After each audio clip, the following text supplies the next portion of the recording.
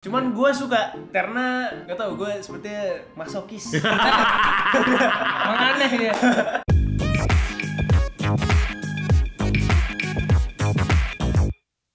Kita baru aja nonton Shutter Island dan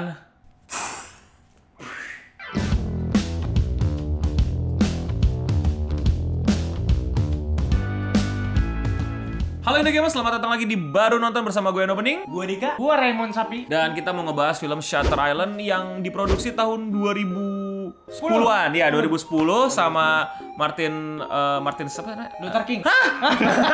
Martin Luther King. Scorsese. Ya itulah. Dan ada Leonardo DiCaprio dan ada Mark Ruffalo. Hulk. Ya, ada. Yang pasti kita bakal spoiler, jadi spoiler alert buat yang belum nonton, buruan nonton, dan kami sarankan nonton nggak? Nonton. Nonton. Gila, Ini buset. bagus.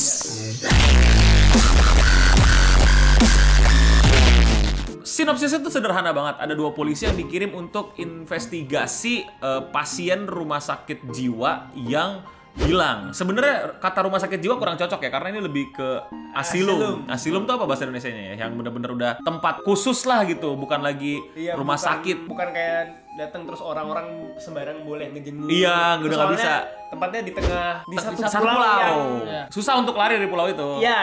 Dan susah untuk mengunjunginya juga. Betul. Dan juga kayak semi penjara lah gitu sebenarnya. Iya, semi penjara. Semi penjara Soalnya lah. kayak penangkaran tapi ya Khusus orang-orang yang punya masalah mental. Betul. Begitu. Jadi langsung aja kita ngomongin the best of the bestnya adalah plot twistnya sih. Plot twistnya yang dimana ternyata ya dia juga pasien gitu. Itu sebenarnya gue udah tebak di Jangan soelit lu kaget juga lu. Gua kaget. Gua tapi bener. Jadi tuh gue udah tebak di yang ketika di badai itu loh, yang badai kencang. Terus ngungsi hujan gitu. Oh iya. Terus kayak mulai aneh aja gitu sinematografinya, tiba-tiba lightingnya lebay terus apa. Terus gue udah mulai halu nih si ini. Nah, tapi gue mikirnya gini. Gue mikirnya itu bukan dia pasien sana, tapi dia pengen dibikin jadi pasien sana. Iya, sama orang juga. Iya, Kira juga gitu mikirnya. Soalnya kan dia juga nyeritain soal temen yang satu lagi kan. Iya, tapi di situ tambah yakin lagi ketika pas yang mimpi-mimpinya gitu lah, dia mimpiin ceweknya mulu. Itu gue udah yakin. Di situ gue bilang kayak, wah lu pasien juga lu gitu loh. Kayak Tapi gue kan bukan mikirin dia pasiennya itu karena mikirin ceweknya mulu. Nah enggak, tapi yang di kedua kali ceweknya muncul yang di Asylum tuh gue udah bilang, wah ini dia pasien di sini. Tapi dipatahkan adegan ketemu George Noyce. George Noyce yang mana? George Yang Noyce di tuh penjara. yang Bukan.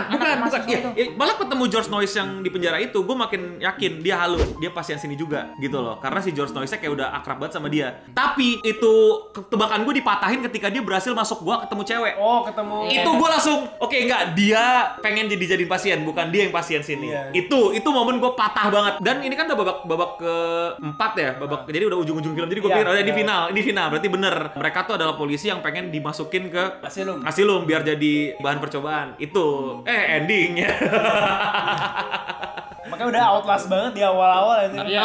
Vibe-nya. Jadi terus plot twistnya juga kayak disbelief dulu gak sih? Kayak Iya. susah menerima plot twistnya. Soalnya kita masih mihak masih ke bawah yang ke sebelum-sebelumnya. karakter. Karena- masih simpatik. Karena yang adegan gua tuh terlalu realistis. Iya. Terus kita tuh kayak konflik sendiri masing-masing. Iya. Ini plot twistnya yang bener yang mana nih gitu. Iya, Itu bagus makanya gue bilang gue tuh udah nebak, cuman tebakan gue patahin sendiri gara-gara adegan yang gue tadi. Iya. Kayak gue juga kayak ragu nih, gue yang salah, ceritanya yang gak beres atau gimana. Tapi asik sih. Ada satu hal yang gue gak suka dari film ini, yaitu adalah visualisasi petir-petirnya itu capek sih mata gue. Secara gue pribadi ya, secara gue pribadi melelahkan. Cukup melelahkan memang. Sama VFX-nya jelek banget sih.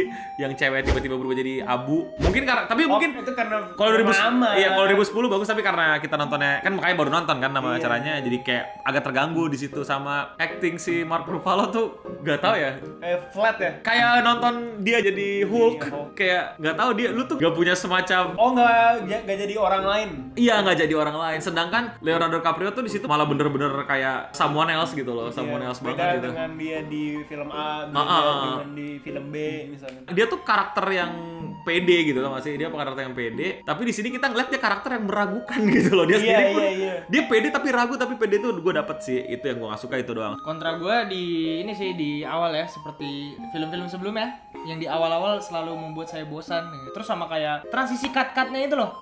Antara scene satu ke scene lain tuh langsung kayak bikin sakit mata gitu, nggak tahu kenapa. Nah itu pertama. Yang kedua sama ini nggak ngaruh-ngaruh banget sih, cuma guanya aja kurang suka gitu. Yaitu yang ini, lo tau nggak, nama dia sama nama istrinya tuh huruf-hurufnya sama, anagram, main anagram.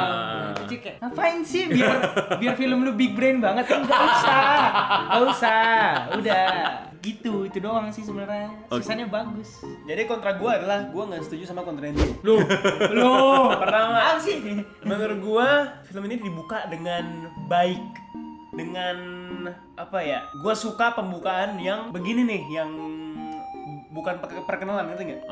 Nah gue suka dengan pembukaan film ini ya, dimulai dengan ketidaktahuan. Kita nggak tahu nih kenapa ada di kapal, kenapa si main karakter muntah-muntah. Ini sebenarnya siapa sih, detektif atau apa? Mereka sebenarnya lagi ngapain?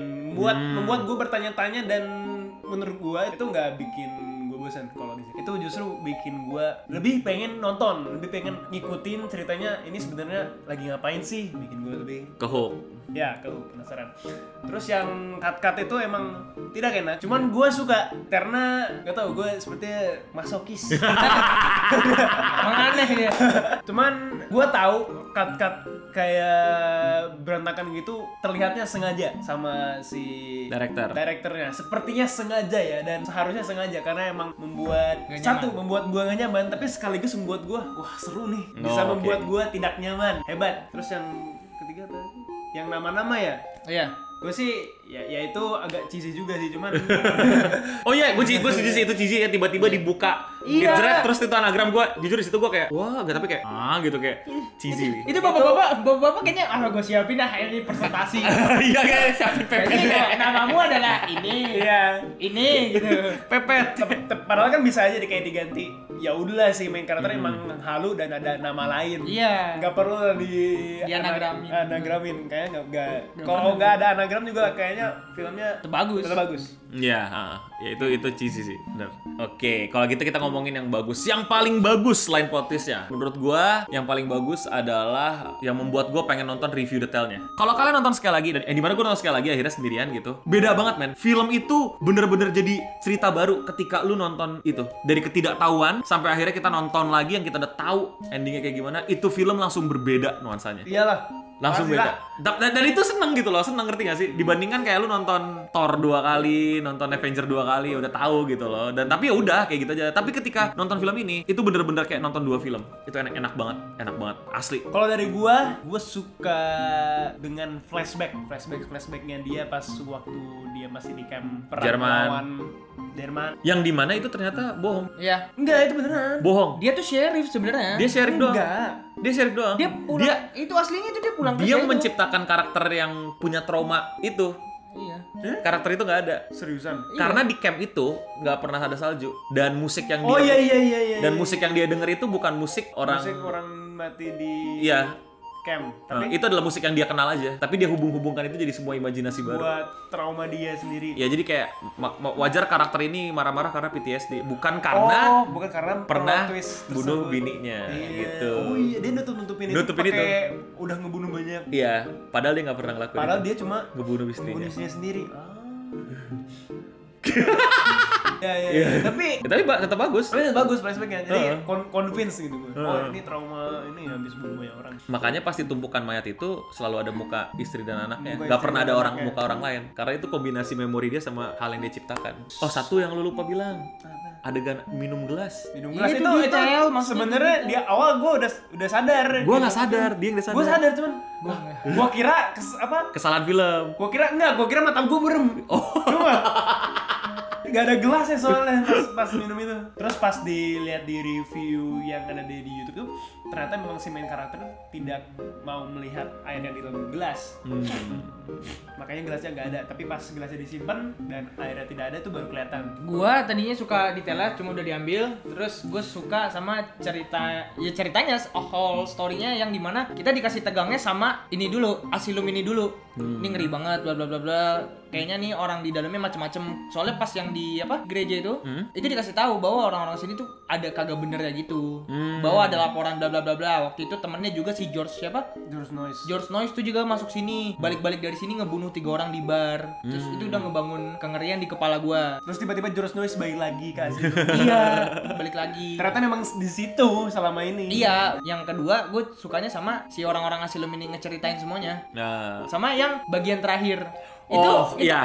komedi tapi nggak dikasih tahu ini komedi loh. Ini kayak buat ketawa kecil doang. Yang dibilang masih halu. Oh iya masih halu. Tapi dia sebenarnya enggak Iya. Terus dia udah sadar. Dia udah sadar dia pembunuhnya. Cuma dia Tapi, kayak ya. ya udahlah akhiri saja hidup ini. Iya. Terus kayak Mark Ruffalo Kira-kira belum sembuh. gak sehat ya udah. Gue juga sama sih, endingnya tuh suka banget yang dia nanya, lu mending Hidup sebagai monster atau mati sebagai orang baik. Terus dia ya bilang gitu kayak Chuck gitu kan, masih ngomong masih Chuck gitu. Kalau Iya. Chuck kan berarti masih diri yang- dia yang kemarin iya. gitu loh. Setelah kita pedalami ternyata dia sengaja gitu. Makanya quote-nya itu karena dia nggak kuat hidup sebagai pembunuh. Kabarnya sih nanti tuh bukan dibunuh tapi dioperasi otaknya gitu. Tapi kan bukan dia lagi. Ya tapi dia akan lupa dengan itu. Tapi ya pokoknya it's a good movie lah. It's really good movie. Watch, you should watch ya. Kalau kalian gimana, komen di bawah yang udah nonton Shutter Island. Dan menurut gue banyak banget simbolisasi yang bisa kalian interpretasikan, keren banget. Ya emang gue udah kangen sama film-film kayak gini sih. Dan nyesel banget kita baru nonton. Tapi ya, itulah kenapa ada acara baru nonton. Jadi kalau suka jangan lupa subscribe, like, nyalain notifikasinya, dan komen di bawah pendapat kalian. Share ke teman-teman kalian yang belum nonton. Dan follow kami di sosial media. Dan support your boys by the merch di bit.ly/tokocs. Dan rekomendasi kita di bawah, film apa lagi nih, film lama yang belum kita tonton untuk kita review di baru nonton. Dan untuk kita semua, stay clean and sound.